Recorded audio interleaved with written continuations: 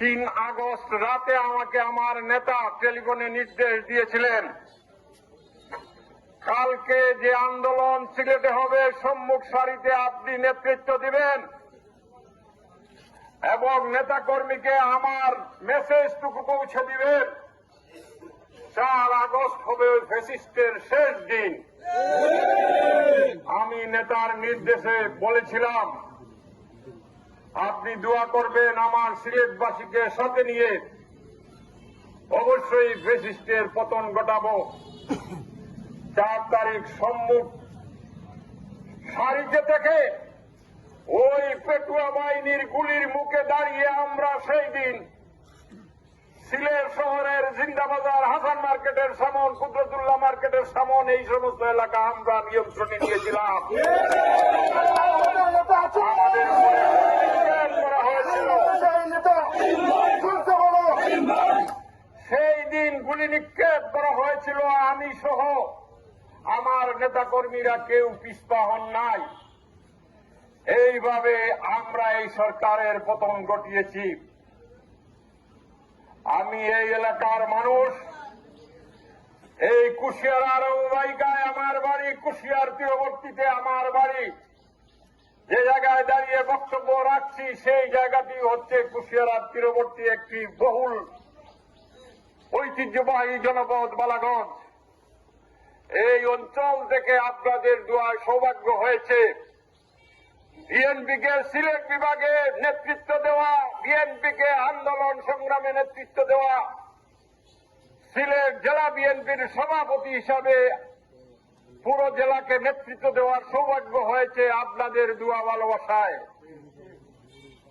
আর এই কর্মকাণ্ডে, আন্দোলন সংগ্রামে যেমনিভাবে আপনারা আমার সাথে ছিলেন, আমি আশা রাখি আগামী দিনগুলোতে আমার পথ চলায় আপনারা আমার সহযোগী হিসাবে থাকবেন। ভাবে যদিও গণতন্ত্র উন্মুক্ত হয়েছে, কিন্তু এখনো পর্যন্ত বাংলাদেশ জাতীয়তাবাদী দল যে বিরোধী দলের অবস্থানে ছিল, এখনো আমরা বিরোধী দলের অবস্থানে আছি। আগামী দিনে জাতীয় নির্বাচনে যদি মানুষ তার পছন্দের প্রার্থী, আমাদের দলের দানের শীষের প্রার্থীকে বিজয়ী করে, তখনই দেশ পরিচালনার সুযোগ দিলে আমাদের সফলতা আসবে। মানুষের ভাগ্যের পরিবর্তনের জন্য আমরা তারই লক্ষ্যে আমাদের নেতা তারেক রহমান মানুষের ভাগ্যের পরিবর্তন, দেশের শাসন ক্ষমতার ক্ষেত্রে যে 3টি অর্গান যেগুলো আছে, বিচার বিভাগ, নির্বাহী বিভাগ, আইন প্রণয়ন বিভাগ, এগুলোকে শক্তিশালী করে মানুষকে কিভাবে তার ভোটের মর্যাদা দেওয়া যায়, সেই লক্ষ্যে এই 31 দফা কর্মসূচি প্রণয়ন করেছে। এই দফাগুলোর মধ্যে যেমনিভাবে আইনের শাসনের কথা বলা হয়েছে, ঠিক অনুরূপভাবে মানুষের ভাগ্য পরিবর্তনের জন্য খাদ্য, বস্ত্র, বাসস্থানের ব্যবস্থা করা হয়েছে। চিকিৎসার ক্ষেত্রেও দিক নির্দেশনা দেওয়া হয়েছে। মানুষ যাতে তার সুবিচার পায় সে বিষয়ে বিচার বিভাগকে কি করতে হবে সেই নির্দেশনাও দেওয়া হয়েছে। সুতরাং আইন শৃঙ্খলার ক্ষেত্রেও কোনো মানুষ যাতে আইন শৃঙ্খলা বিঘ্নকারীকে আইনের আওতায় নিয়ে আসা যায় সেই বিষয়েও দিক নির্দেশনা দেওয়া হয়েছে।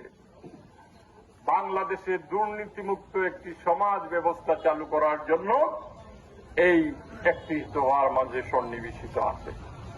সুতরাং আগামী দিনে আপনারা বাংলাদেশ জাতীয়তাবাদী দলের এই 31 দফা কর্মসূচি বাস্তবায়নের লক্ষ্যে আপনারা বিএনপির সাথে থাকবেন। আমি যেহেতু আপনাদের মানুষ, জেলা বিএনপির সভাপতি হিসাবে একজন রাজনৈতিক কর্মীর বাসনা যেটুকু থাকে অতীতেও আমি 2001 থেকে 2006 বেগম খালেদা জিয়ার নেতৃত্বাধীন সরকার এর অর্থমন্ত্রী এম সাইফুর রহমানের সাথে রাষ্ট্রীয়ভাবে কাজ করার আমার সুযোগ হয়েছে। সেই সময়ও বালাগঞ্জ, দক্ষিণ সুরমা, ফেঞ্চুগঞ্জের উন্নয়নের জন্য আমার সামর্থ্য অনুযায়ী কাজ করেছি আমার নেতা সাইফুর রহমান, আমার নেত্রী বেগম খালেদা জিয়ার মাধ্যমে। এই বালাগঞ্জ ফেঞ্চুগঞ্জ সড়কটি আমাদের প্রচেষ্টা, আমি এবং ইলিয়াস আলীর প্রচেষ্টায় নির্মিত হয়েছিল। আমরা যদি এদেশের দায়িত্ব পাই, বালাগঞ্জ থেকে ফতেপুরের যে কানেক্টিভিটি, যে এখানে সেতু হওয়ার কথা কুশিয়ারা নদীর উপরে, সেই সেতুর বাস্তবায়ন করব। তারেক রহমান হাল ধরেছিলেন আমাদের মতো নেতা কর্মী যারা গ্রামে গঞ্জে ছড়িয়ে ছিটিয়ে আমরা আছি, যারা জাতীয়তাবাদী আদর্শে উদ্বুদ্ধ হয়ে শহীদ জিয়ার রাজনীতি করে তারা ঐক্যবদ্ধভাবে গ্রামে গঞ্জে থেকে এই আন্দোলন শুরু করেছিলাম। আমরা এই আন্দোলন করতে যে যেমনি ভাবে গুম হয়েছে তেমনি ভাবে আমাদের নেতাকর্মীরা এই 15 বছর শান্তিতে এক মুহূর্তের জন্য ছিল না। যারা দলের পদ পদবী আছে তারা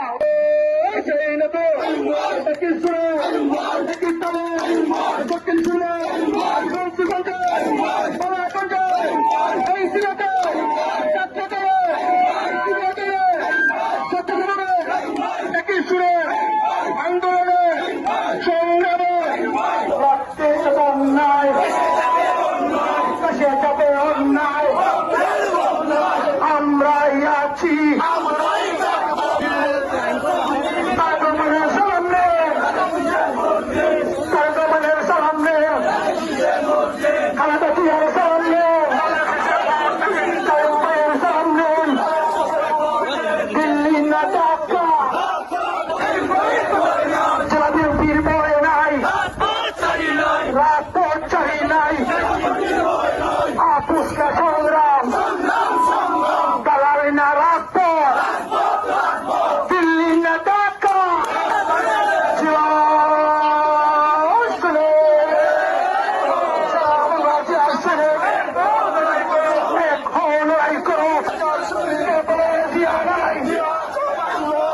সবাই জিয়ার সেনা করে না বলে তোমা দিল্লিকে শেষ হয়ে গেছে।